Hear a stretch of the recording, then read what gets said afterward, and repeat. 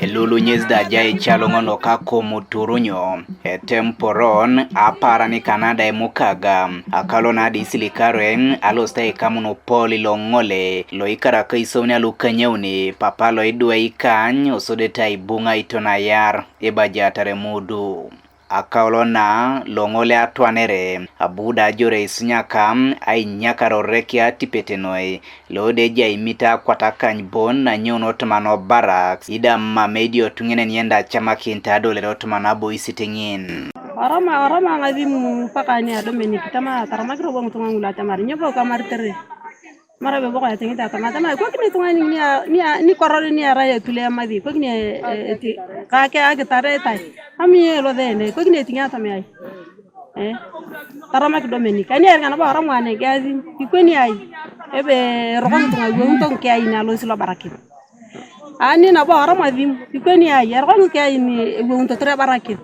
ani eringa nangi saa sita tamarte jaye ebe atana longole ebe karanki ay longole. When they brought him here, no civilian was allowed to cross here. It was only the army which was there. All the civilians were this side, and they were saying no civilian should go there, and they whole buried the person there without any civilian confirming either it is dead or it is not dead. They just put him there without anyone seeing, confirming the death of this person. After they have buried him, then they took off their vehicles and they left him like that. For us, we told them like, you take to Matan because this land is there in Matan. They are like, that's just wasting fuel.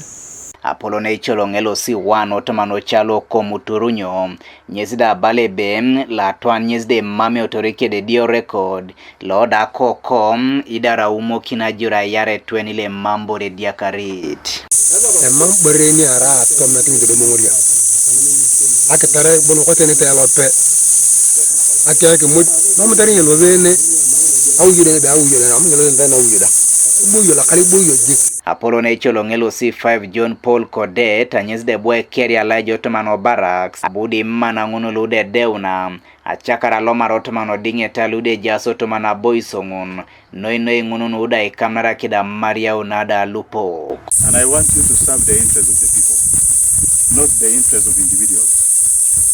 This area where you are, there is a problem of land, and I do not want you to enter the land. Only and only protect the lives of the people and their property. The insecurity originates from the people. It is the children who are people from here. They know who are going, who goes. Some may not know, but some know. And then, for instance, if the EGA come here to raid, there are some who have brought them.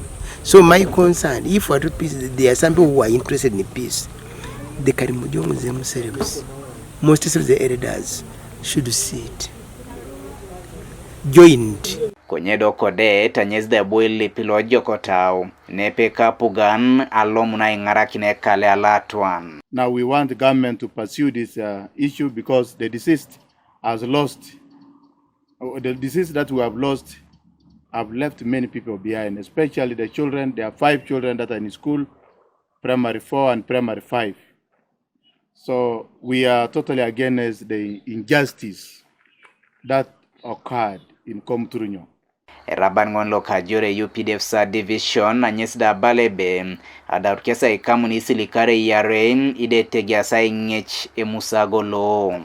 Our joint intelligence and the crime team are jointly investigating the alleged incidents which happened on the 7th of this month in Nampaka district, and we have suspects from both the civilian side and some soldiers.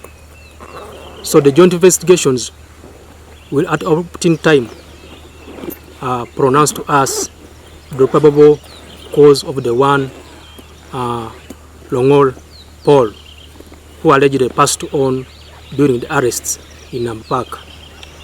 We condemn the acts that transpired. The UPDF still stands with its values. We do not condone any acts of torture.